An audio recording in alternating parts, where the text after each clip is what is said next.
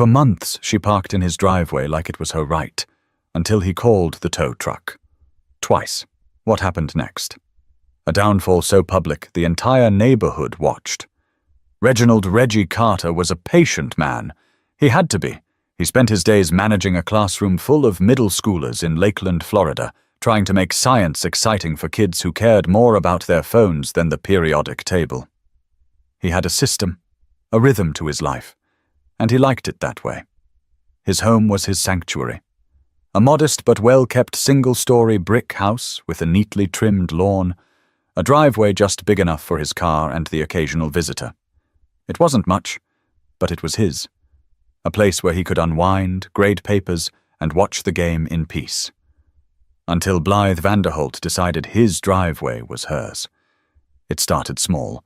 The first time Reggie saw her silver Lexus RX sitting in his driveway, he figured it was a mistake. Maybe she had guests over, and they needed to shuffle cars around. No big deal. He let it go. But then it happened again. And again. At first, Blythe always had a reason. She was just running inside for a second, or dropping something off. She'd flash a tight-lipped smile, a dismissive wave of her manicured hand, and that was supposed to be enough. Reggie didn't like it, but he wasn't the type to make a fuss over nothing.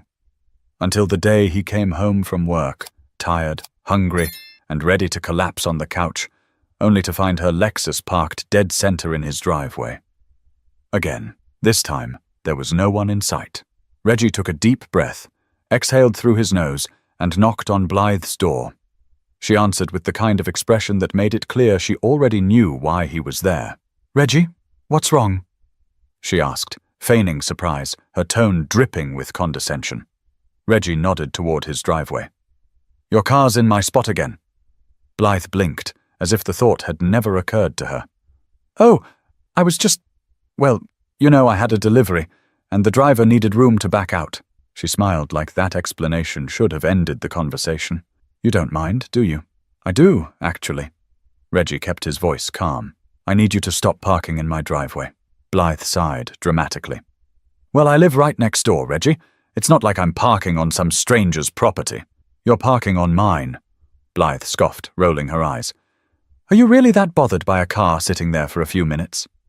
"It's not a few minutes. It keeps happening," Reggie said, crossing his arms. "And I need it to stop." She let out a sharp laugh. All right. No need to get all worked up. I'll move it." She did. That time. But it didn't stop. Over the next few weeks, the pattern continued. Reggie would come home and find her car exactly where it shouldn't be. If he left a note, it disappeared. If he knocked on her door, she suddenly wasn't home.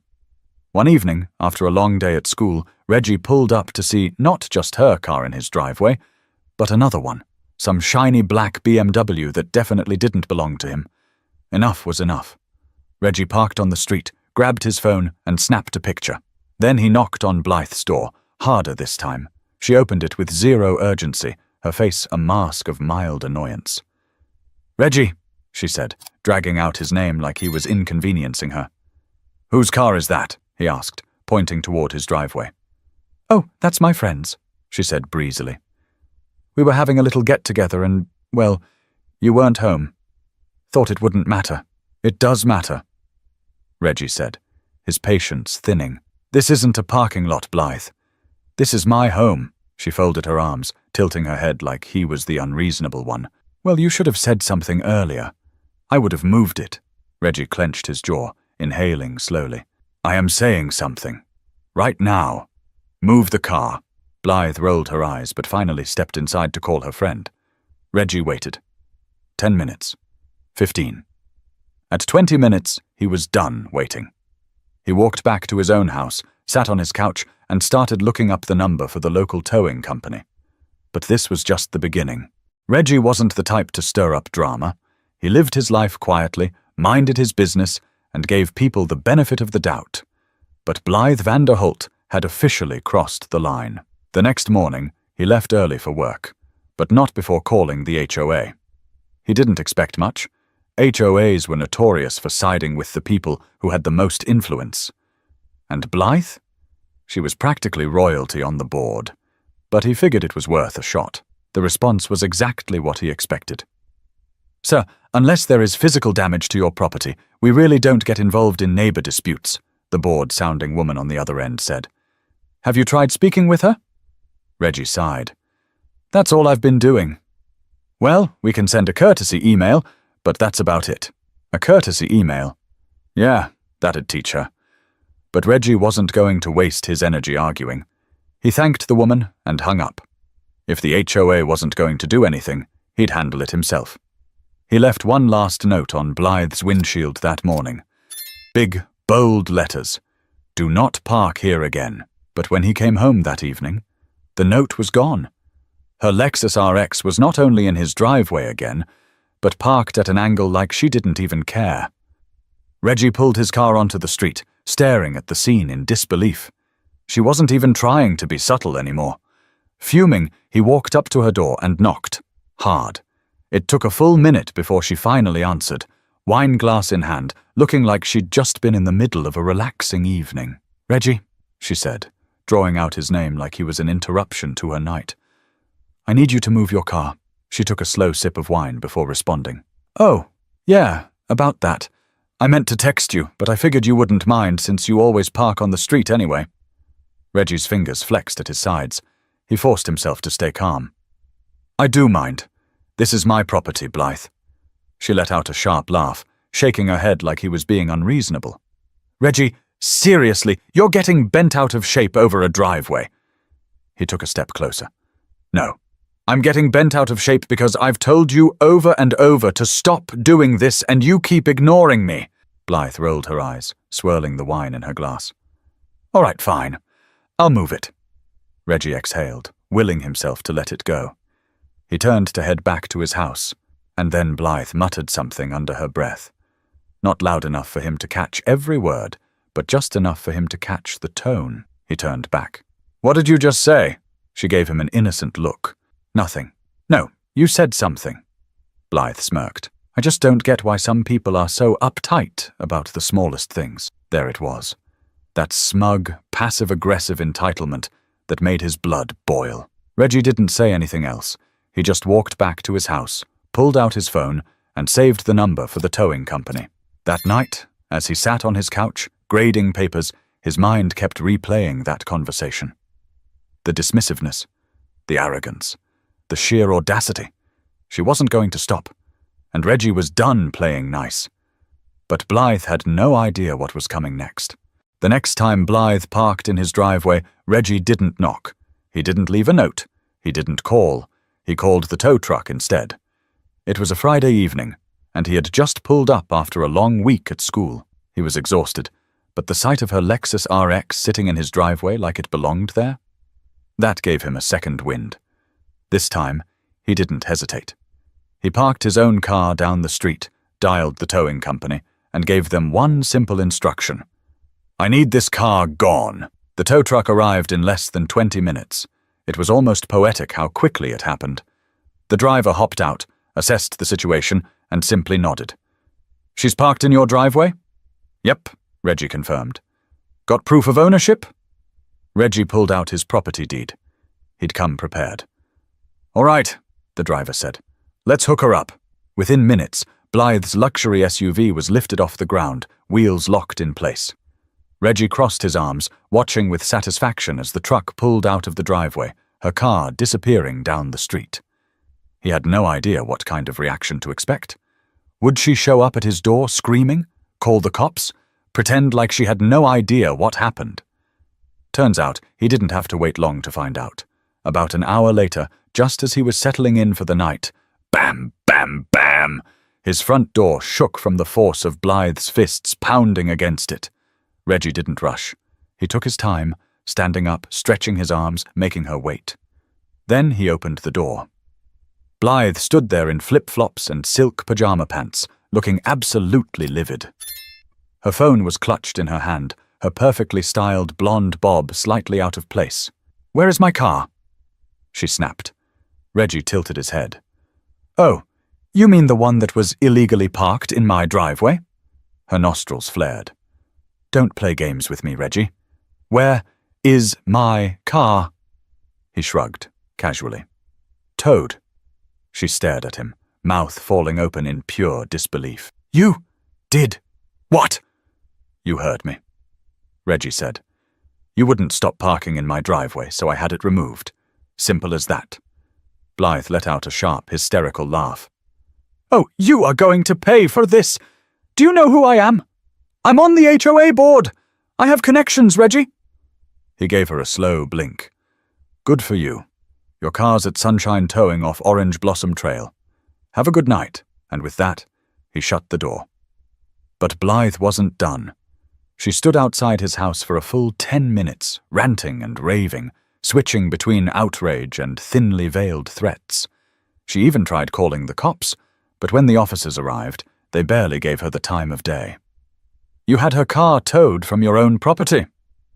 the officer asked Reggie.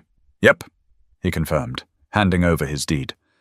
The officer glanced at the document, then turned back to Blythe. "Ma'am, he's within his rights. If you want your car back, you'll need to pay the impound fee."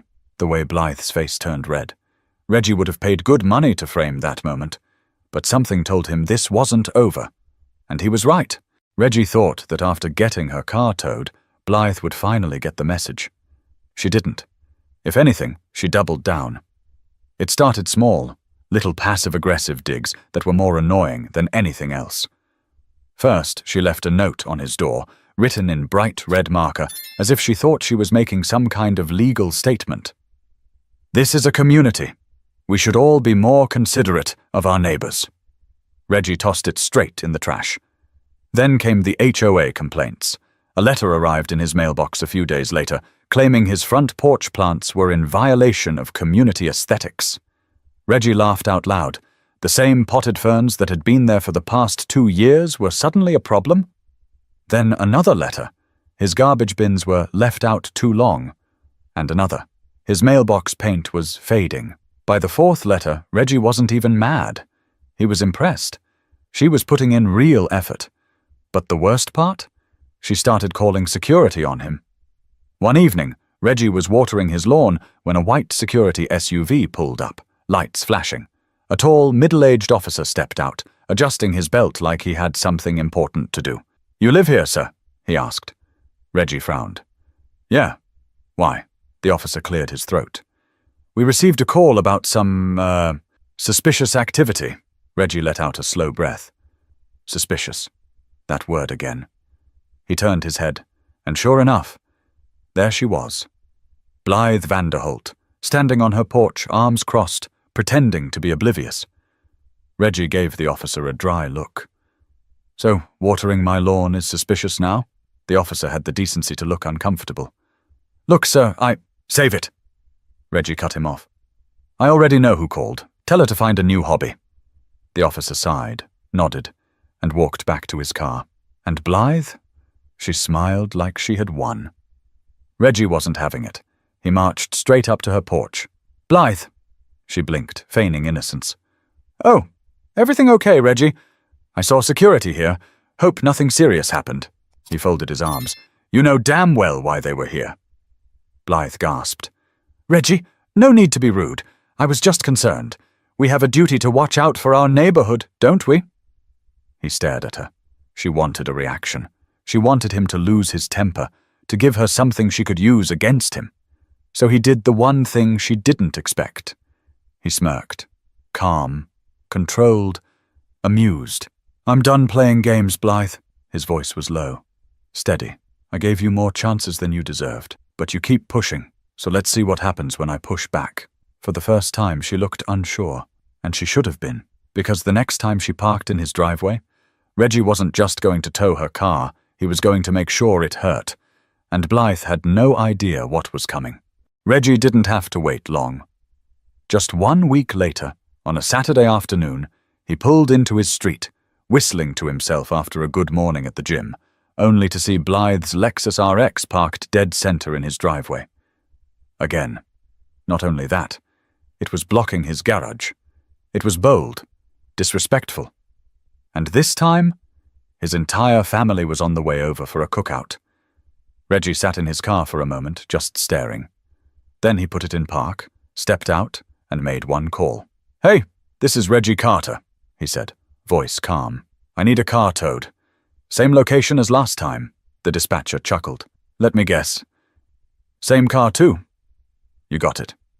We'll be there in 15. Reggie smiled. This time, Blythe was going to learn. He grabbed his folding chairs from the trunk and sat right on his porch, arms crossed, waiting. Minutes later, the tow truck rolled up. Fast. Efficient. These guys weren't playing around. The driver stepped out, adjusting his gloves. We doing this again? Looks like it, Reggie said, gesturing to the car.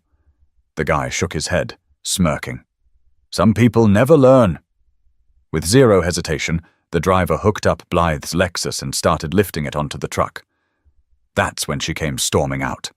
Blythe screeched like she'd just caught someone robbing her house. Stop! What are you doing? Reggie leaned back in his chair, sipping from his water bottle like he had all the time in the world. The tow driver didn't even look at her. He was already strapping the wheels down. Blythe marched up to Reggie, eyes blazing. You called the tow truck again? He arched an eyebrow. You parked in my driveway again. Her hands balled into fists. I have guests over. There was no street parking. Reggie tilted his head. Not my problem. She let out a frustrated growl. You're being petty, Reggie. I told you I would have moved it. He sighed. Casual. Relaxed. See, here's the thing, Blythe. You've told me that before. And yet, here we are. Her face turned a shade of red that bordered on medical emergency. You don't understand what you're doing, she hissed. I have connections. I can make things very difficult for you. Reggie laughed. Actually laughed. Oh, Blythe, he said, shaking his head. I don't think you understand what's happening here. He gestured toward the tow truck. Your car? It's already gone. She whirled around, and sure enough, the Lexus was halfway down the street. She let out a piercing shriek. You're going to regret this! She snapped. Reggie stood up slowly, dusting off his jeans. No, Blythe, you are. She stood there, seething, as he turned and walked inside just as his family started arriving. And as they greeted him at the door, laughing, hugging, catching up, Blythe stood on her porch alone. But she wasn't done yet. And Reggie knew it. The second tow should have ended things. But Blythe? She wasn't the type to take a loss quietly. She wanted revenge. And this time, she wanted the whole neighborhood to watch. By Monday morning, Reggie was the villain. At least that's what Blythe wanted people to believe. The HOA board, her friends, sent out a community-wide email about the recent neighborly disputes that had escalated unnecessarily. The wording was carefully crafted, passive-aggressive but vague, making it seem like Reggie was the one causing trouble. Then the flyers started appearing. Yes, flyers, printed, laminated, and taped to every mailbox on the street. Is this the kind of community we want? Do we tow our neighbors instead of talking to them? It was laughable. Reggie yanked the one off his own mailbox and shook his head. She was really doing all this over a driveway? But the best part? Nobody was buying it. Blythe had pushed her luck one too many times. The morning after her latest stunt, Reggie's phone lit up with messages. Neighbors, parents from the school, even a few HOA members who weren't in Blythe's pocket. Hey man, saw the flyer, what the hell is wrong with her? We all know she's a nightmare. She tried to fine me $200 last year for a wind chime. If she parks in your driveway again, I'll split the tow fee with you. Reggie chuckled at that last one. The best part? He didn't even have to defend himself. People had seen her antics for years, the unnecessary complaints, the fines, the power trips, and now that she was embarrassing herself so publicly, they were turning on her. Then came the HOA meeting. Normally Reggie didn't bother going, but this time he had a front row seat. He walked in, arms crossed, and took a seat right across from Blythe. She refused to look at him. The meeting started with the usual nonsense: budget talk, landscaping updates, a reminder about trash bin placement. Then one of the board members cleared his throat. We need to address a complaint that's been filed regarding misuse of private property. Reggie leaned back, waiting. Blythe sat up straighter. She was ready to play the victim, but the board member kept going. The complaint is against Blythe Vanderholt. Reggie didn't even hide his grin. Blythe's head snapped toward the board. "Excuse me." A few members shifted uncomfortably.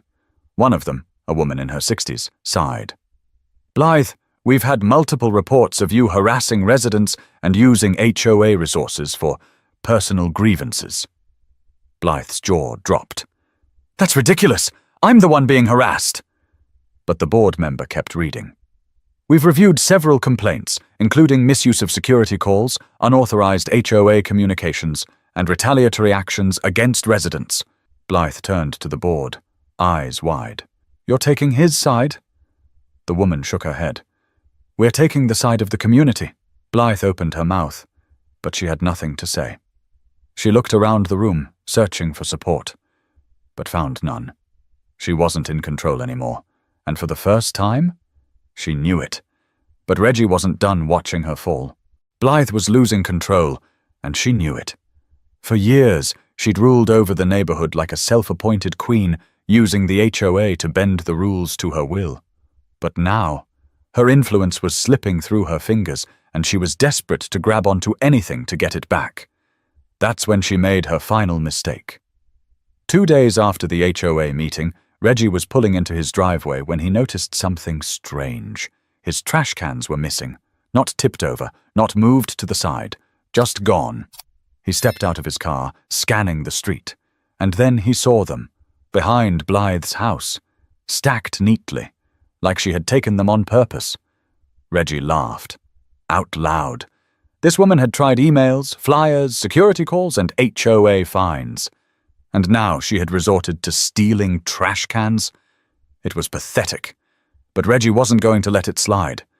He pulled out his phone, snapped a few clear photos, then calmly walked up to her front door. Knock. Knock. No answer. Reggie knocked again, harder. After a long pause, the door cracked open, and there she was. Blythe looked different. No smug expression, no fake smile, just tired, like she already knew she had lost. Reggie held up his phone. "You want to tell me why my trash cans are in your backyard?" She crossed her arms. "I don't know what you're talking about." Reggie let out a low chuckle. "Blythe, I have pictures. Let's not do this." She stared at him, silent. "You've lost," he said simply. "You can't find me. You can't call security. The HOA isn't backing you. And now, you're out here stealing trash cans like a crazy person?" Blythe's eyes flashed with something sharp, but she didn't speak. Reggie took a step closer. Calm, steady, unbothered. "You've spent months trying to make my life hell. But now?" He gestured to her quiet, dark house. "Seems like you're the one who's miserable." She swallowed hard, her lips pressing together. Then, without another word, she shut the door. Reggie smiled. That was the smartest thing she'd done all year, but there was still one last piece of justice left. The next morning, Reggie filed an official complaint with the HOA. This time, against Blythe. The evidence was stacked against her. Harassment reports from multiple neighbors, false security calls, unauthorized HOA communications. And now? Theft. By the end of the week, the board had no choice but to take action. Blythe Vanderholt was removed from the HOA board. Her power? Gone. Her control? Over. And the best part? She never parked in Reggie's driveway again. Because some people only learn when they have everything taken away. Blythe never spoke to Reggie again. Not a single word. No glares. No smug little smirks. No passive-aggressive complaints about his plants or his trash cans. She avoided him completely. And honestly, that was the best outcome he could have asked for. For the first time in months, Reggie could pull into his driveway without hesitation. No cars blocking his way, no notes left on his door, no ridiculous HOA fines, just peace. But the neighborhood wasn't done talking. Blythe's downfall had become local legend. The woman who once ruled over the HOA with an iron fist had been kicked out of her own kingdom. People who had never spoken up before suddenly found their voices. She fined me $75 for leaving my bike on my porch once. She called security on my nephew because he was wearing a hoodie. I've lived here for 10 years, and I've never seen her actually help anyone. Reggie realized something. She had been a problem long before she came after him. He just happened to be the first one who fought back. And when he did, the whole community followed. But Karma wasn't done with Blythe yet. A few months later, a for sale sign popped up in her yard. She was moving. Some said it was because she was embarrassed. Others whispered that she had too many enemies now to feel comfortable staying.